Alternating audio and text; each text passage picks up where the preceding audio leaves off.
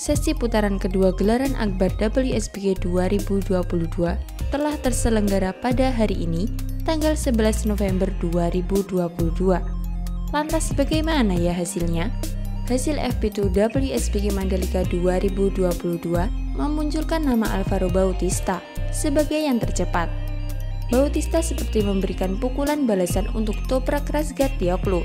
Sesi latihan bebas 2 alias FP2 WSBK Mandalika 2022 digelar di Pertamina Mandalika International Street Circuit, Lombok Tengah pada Jumat, 11 November 2022. Alvaro Bautista dari Aruba.it Ducati muncul sebagai pembalap tercepat FP2 WSBK Mandalika 2022 via catatan waktu 1 menit 33,626 detik.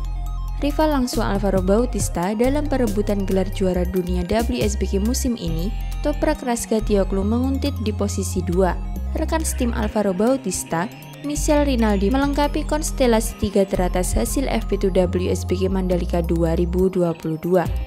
Pada periode awal FP2 WSBK Mandalika 2022, red flag sempat diberlakukan usai terjadinya kecelakaan yang menimpa Iker Lecuona, pembalap tim HRC yang pada FP1 WSBK Mandalika 2022 kehilangan kendali motornya di tikungan 4 sirkuit Mandalika. Usai terjatuh, Iker Lecuona tampak berdiri dan menggerakkan kaki, kendati dirinya tetap dipapah oleh steward yang bertugas. Setelah FP2 WSBK Mandalika 2022 diputuskan berlanjut, dua penghuni teratas klasemen pembalap yakni Alvaro Bautista dan Toprak Razgatlioglu bersaing ketat. Ketika sesi FP2 WSBK Mandalika 2022 tinggal menyisakan sekitar 20 menit, Toprak dan Bautista masih ketat di dua teratas. Di dua teratas pencatat waktu tercepat, Toprak jadi pemuncak. Catatan waktu lap Toprak saat itu adalah 1 menit 34,344 detik alias selisih 1,239 detik dari Alvaro Bautista di peringkat 2. Namun pada akhirnya sang pemuncak klasemen pembalap WSBK 2022 Alvaro Bautista memberikan pukulan balik untuk Toprak. Alvaro Bautista menjadi yang tercepat pada sesi FP2 WSBK Mandalika 2022 dengan catatan putaran 1 menit 33,626 detik. Toprak Razgatlioglu yang menjadi raja pada sesi FP1 kini harus puas berada satu posisi tepat di belakang Alvaro Bautista. Daftar 3 besar hasil FP2 WSBK Mandalika 2022 dilengkapi dengan keberadaan rekan setim Alvaro Bautista, Michel Rinaldi. Lantas bagaimana menurut kalian dengan hasil FP2 ini? Komen di bawah ya.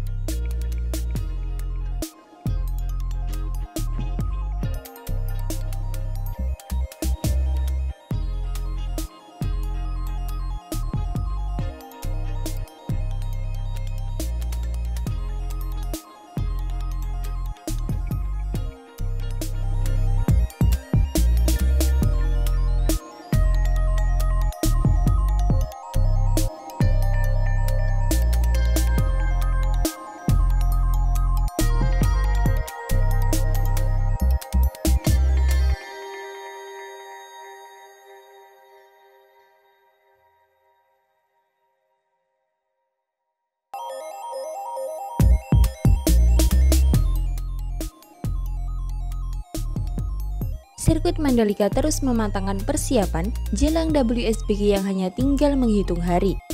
Persiapan trek, logistik, hingga fasilitas penunjang terus dilakukan oleh ITDC dan MGPA selaku promotor sirkuit Mandalika. Dengan mepetnya waktu, pekerjaan di sirkuit Mandalika hanya menyisakan penataan tampilan dan pembersihan lintasan saja.